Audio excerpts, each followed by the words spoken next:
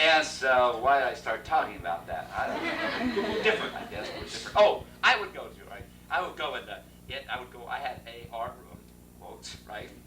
You know, and I would go around too. I taught from kindergarten to high school, and I had a blind class and a trainable class, you know, or no, educable class, you know, and so which I really enjoyed, probably most of all, actually, you know, because the seventh, and that school was the strangest thing, you know, that school was grouped, what do you call it, homogeneously, like, you know, like all the people of a certain IQ or something were one class, you know, so you'd go from a little above Neanderthal, you know, to I don't know what they're talking about in the 7th grade, you know, and you got to make that jump in a matter of changing classes. That's ridiculous, and we don't live that way in life, you know.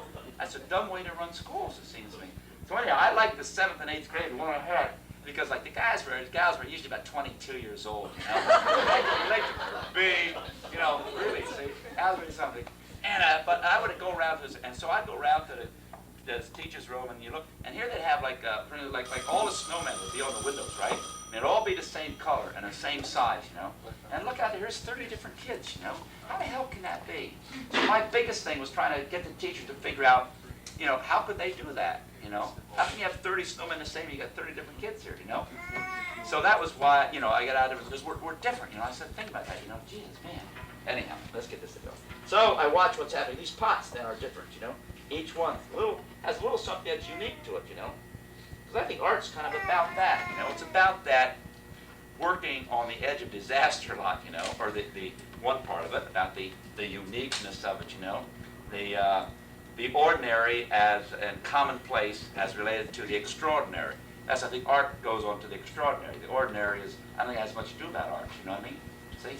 So I think about that, you know, like, you know, does that form really, is really valid for existing right now? You know, I think about that, you know, I'm pretty critical about it, say the ones you let survive, you know?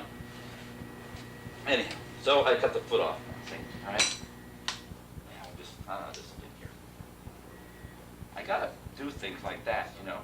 I usually end up pinching on doing a little something, altering them, because it's about, put that back in there. They don't usually stay around too much, you know, and that's okay. Because I'm not in around, you know? Well, none of us are too much in around. I don't like getting around. Matter of fact, being around is a little boring, you know? That's why I like jazz, that are a little out of center, you know? I like things like that. All my friends are all off center. Man, that's the only reason I relate to them, because I'm off center. We're all off center. We got a board or something. Yeah, I have board. Yeah, oh, I can just, oh, that's right there. Well, okay. I could tell you that. I just put it there. Go. There. Back, get back, back. I left it back in the hotel room. But, listen, whatever. Put those right there. We'll just put them on the board. Okay? Look at more boards right there. Creativity. See that? Yeah. Everything, you know? And so. I always do that. We'll just take, so I need something to tool, that's all, you know, to show you tooling. Yeah.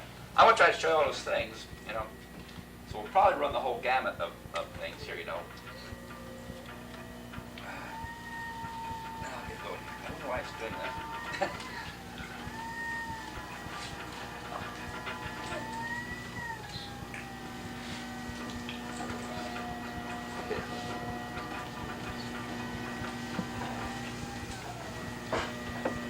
If I'm making bowl forms, which I guess I've decided to do, right now with these things anyhow, you know, I start out with that in mind, you know, and so that I don't open up this cylinder, see, and then force it into a bowl, you know, start out right away into the bowl form, you know. If I'm going to do a bulbous piece, you know, I won't start out doing a cylinder, you know, first and bending it out, because when you're doing that, the clay particles together, see. I mean, you start blowing that out, you're pulling those particles apart, so it makes them weak. But if you throw that section, then you're compressing them, and you boy, you'd be surprised how long you can handle your clay.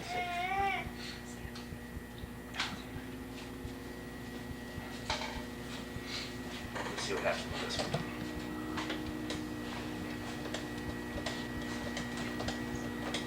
So we know, you know, like I know it's going to be a bowl shape, you know. And that's really all I'm concerned about right now, you know. I guess the rest of it will just sort of, you know, take care of itself as it grows. I guess this one is going like that, okay?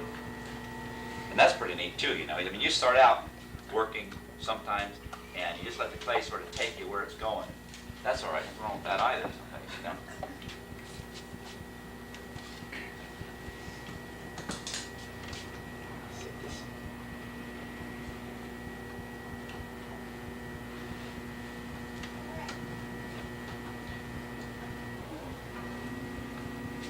Mixing bowl here or something.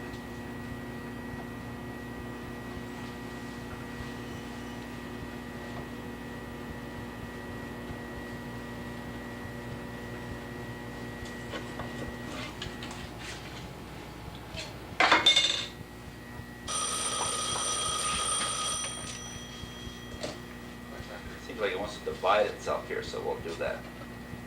We'll let it do that. Before I come down, I want to try to set that down lower here, see, so but because it's a little bit softer than I want, so I'll work up here and finish this before I come back down on here. And the last thing, I'll just sort of set it down. See, I got to figure out what's happening up here. You know, something has to happen up here. That's a nice kind of a skirt right there. You know, I kind of like that, hanging out over top up there. I like that. Got a little bit to deal with that a little bit here.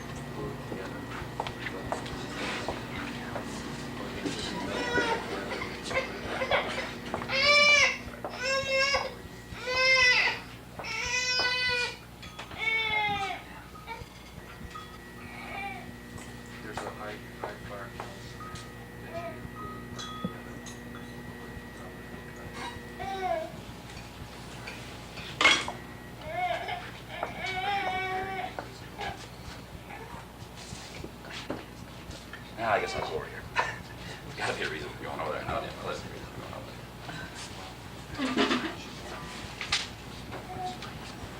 Hold on a second. Okay. 1 to 5 bricks is $1.95. 6 to 10 bricks are $1.85. 11 to 24 bricks are $1.65. Kind of nice just to set your tools, you know, set your tools out there, and that's what you're going to work with. So all those marks that come from those tools is those tools you decided to use that day, you know. So you must have selected those tools because you felt like that, you know, that day. So that's a good reason to have them laying in front of you, you know. Like in your own studio, obviously you have all these tools, you know, all this stuff and junk and those sticks and twigs and everything you have saved there. You know, they're really important things, you know. The fact that you collected them was important, you know. The fact that you bent down to pick the stone up is enough reason to hang on to it for a little while. It must have had something going for it between you, you know. And that's sort of the communication that we're after here, I think, a lot of times, you know, is whatever that is that makes you bend over to pick that stick up, whatever that is, that's what I like about a piece of art or a piece of pottery, so forth. That, whatever that is, I don't know what that is, that abstract quality there, you know, I like that. And hopefully that the piece can, you know, relate to you so that you feel, you know, free enough to pick it up. I think it's important you pick up pots. It's important. But you will establish, and we talked about that weight thing, okay? You're going to establish your own weights, you know? You'll establish your own weights.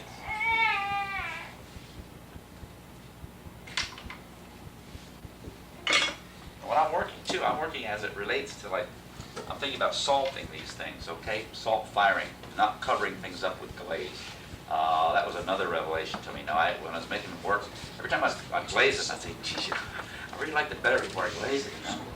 I having all my marks, you know, all my marks were not there. My signatures were gone. I wiped it out with somebody else's glaze, usually a Shaner glaze or somebody else's glaze. There were always these people's names: Lewis Yellow, Shaner glazes, Ferguson's glazes, Reitz, you know. I weren't even my own glazes, you know. I said, what the hell is this, you know? I have to start making my own glazes that fit my own pots, you know. So I started that way to make my own glazes. But even my own glazes didn't mean a hell of a lot after I covered up all those wonderful marks. So the marks were more important. So that's why this. I kept looking for, you know, ways of retaining these marks and things I would do. So that's when I tried cigolatas. I worked for quite a while with cigolatas, chair cigolatas, because they didn't hide things, they revealed things, you know, but it wasn't quite, but it was sort of a dryness about it that I didn't like, you know. Then I would accent with glaze a little bit. Then I went into, there was a wood firing, you know, so that seemed to be okay, but everything was brown and dark, and I didn't care for that at all, you know, that much, but I liked it. And one day, and as long as we're into it, I'll just tell you one day how I got into salt. Okay, quick, this will just be quick, I promise. You know. But it's important how sometimes little things happen. You get into these things.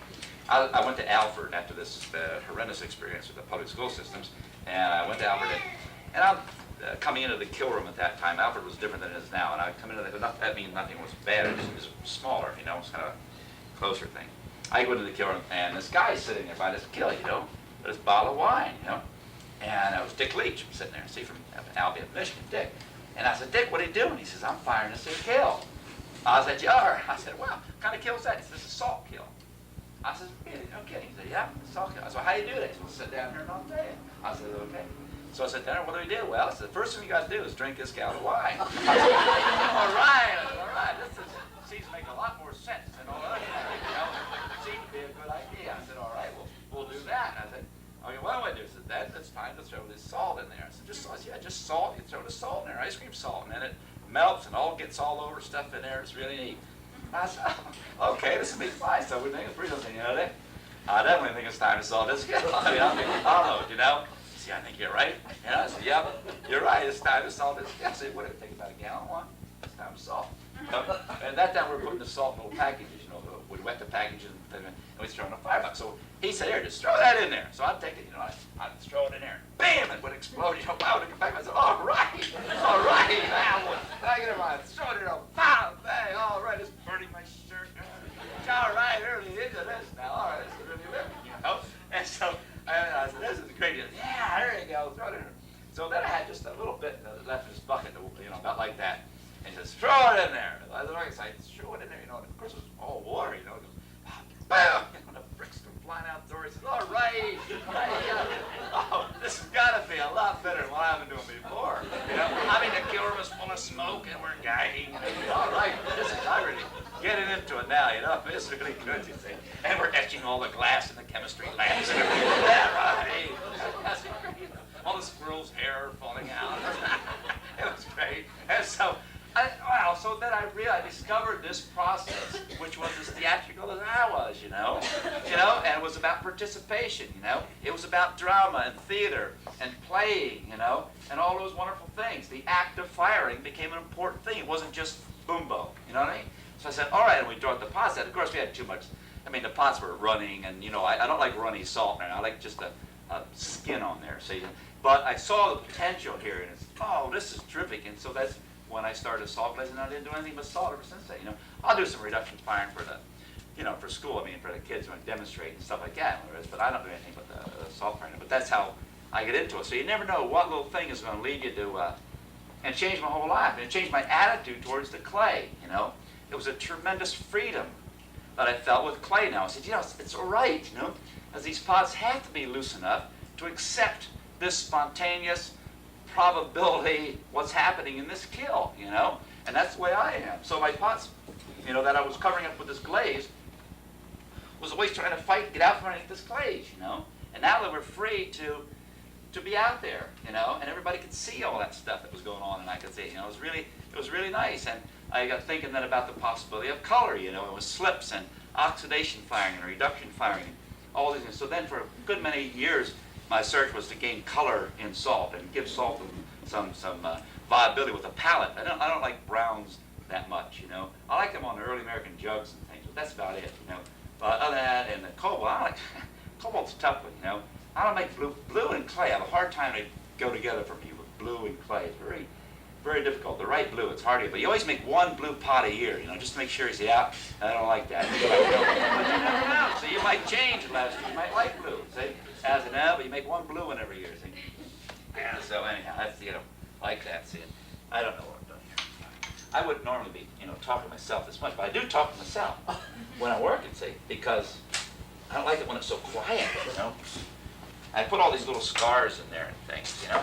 And I also like the potential of accenting and even glorifying, you know, the imperfections of people, you know, and the imperfect, that's what makes us different, you know, our faults, you know, our imperfections. We're not perfect, see, and the pots aren't that way, see.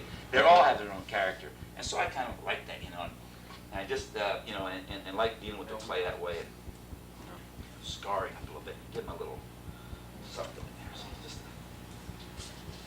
I recall some. There was a time when, you know, there was a time when I'd sand all that off, you know?